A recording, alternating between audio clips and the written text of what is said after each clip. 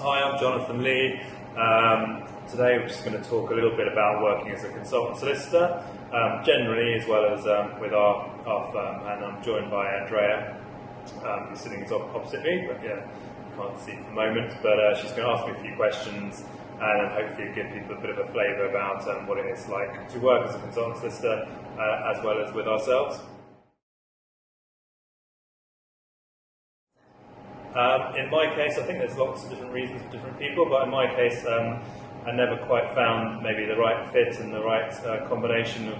culture and career progression at both large and smaller firms I worked at. And it got to the point where after a few years of being employed at different firms, I thought it might be in my best interest to give it a go as a self-employed solicitor, working remotely as a consultant of other firms, and continuing to work like that for a few years before starting my own firm.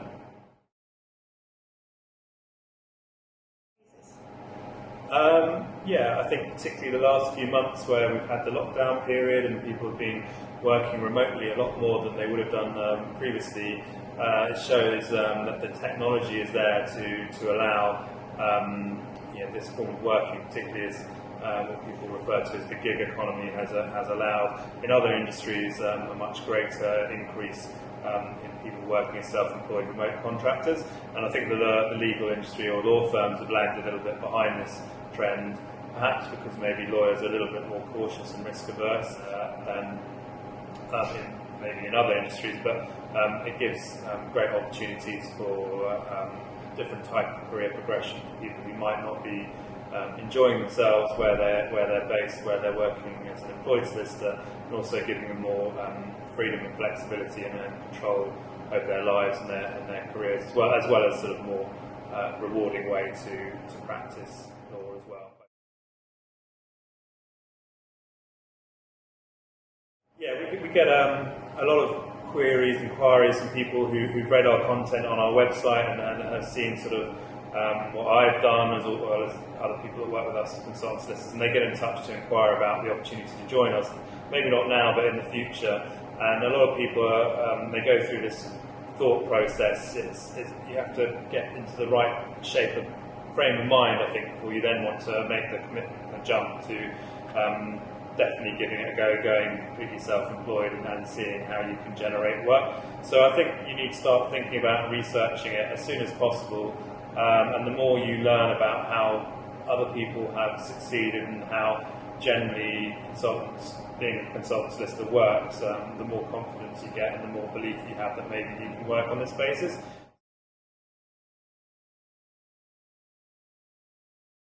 Yeah, so some people are lucky and they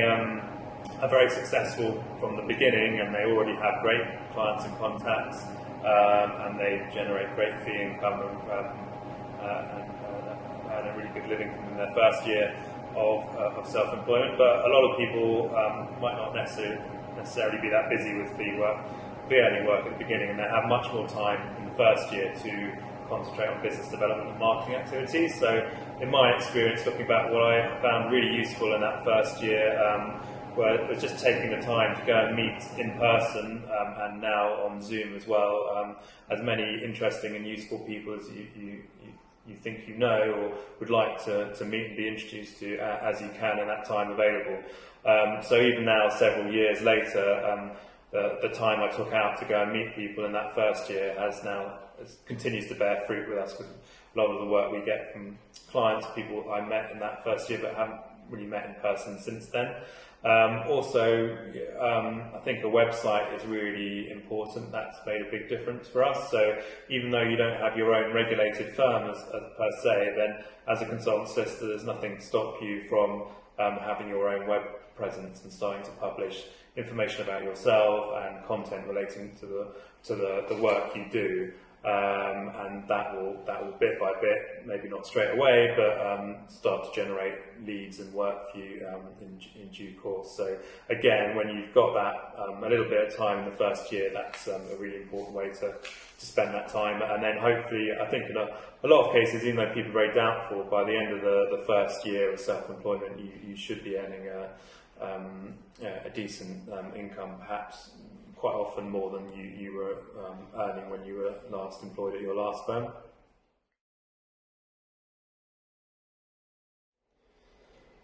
So yeah, most people work from home offices, which of course is great if you've got a quiet space and you like working from home and you've got good broadband and all the rest of it. That's what I did my first couple of years of self-employment. Of course, now even outside of London, there are lots of co-working spaces, which is a good way to break up your time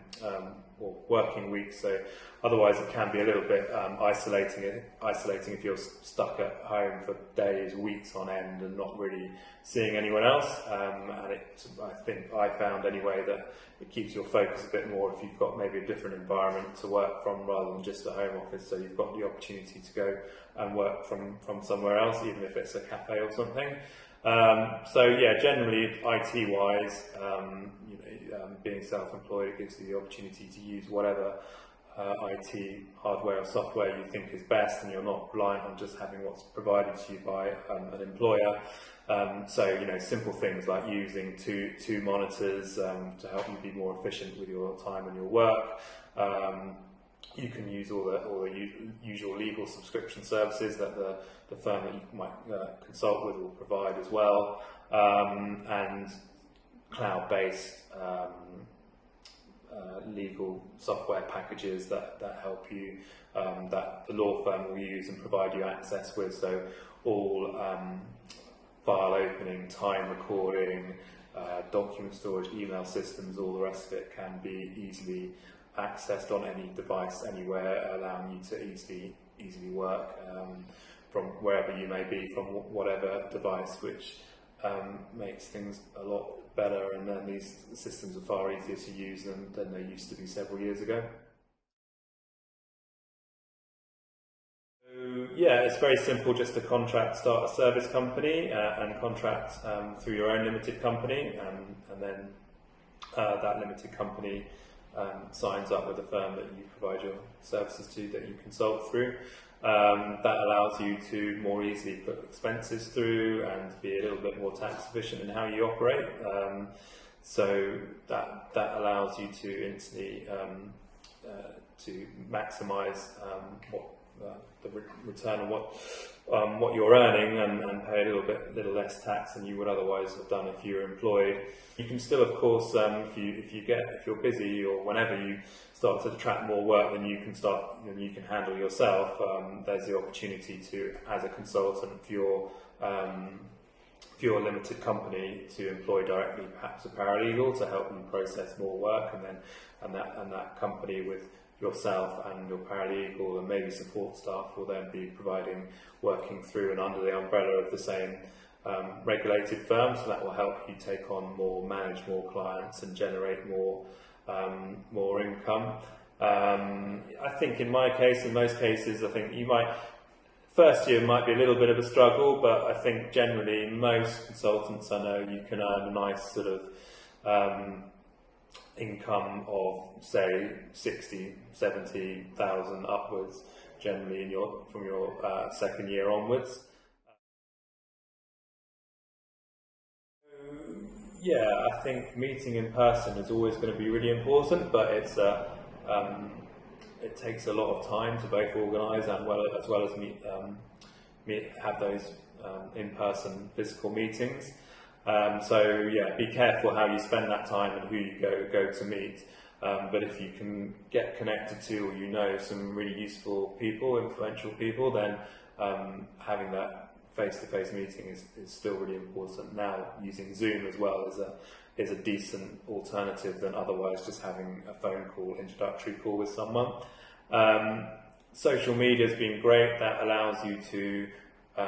far more easily stay in contact with people, as well as people get to know you and hopefully like you. That works very well with people that you've actually then gone to the effort of meeting in person, and you can then continue the relationship and get to know them more over subsequent years without then maybe ever meeting them again in person. But yeah, generally those two aspects are really key, but otherwise having a great online presence and publishing really useful, insightful content that gives people a bit of an idea of your experience and how you can help people, so that really helps to generate trust in you and your services, and generates leads and people wanting to get in touch with you to have that introductory call to discuss their problem, their issue with you, and then hopefully instructing you or creating the opportunity where you can then refer work to other people as well.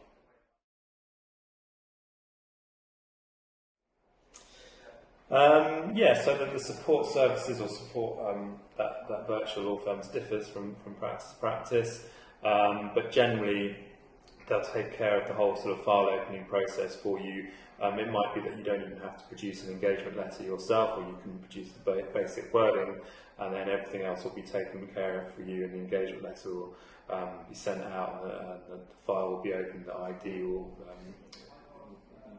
be received from the client, etc. All the time-intensive time that's involved, billing, even recording time for you if you're having difficulty with our systems is something that we've done before when people are maybe new to our systems and haven't got time to get up and running. Giving you some advice and insight into marketing, having a profile on the website, working alongside our paralegal and trainee solicitors in terms of actual fee generating work you're doing yourself, when you might want to focus on sort of higher level aspects of the work you're doing, but you need to work alongside other fee earners and aides to be able to handle the more complex and higher value work where one person on their own might not be able to manage with the volume of correspondence and documentation involved.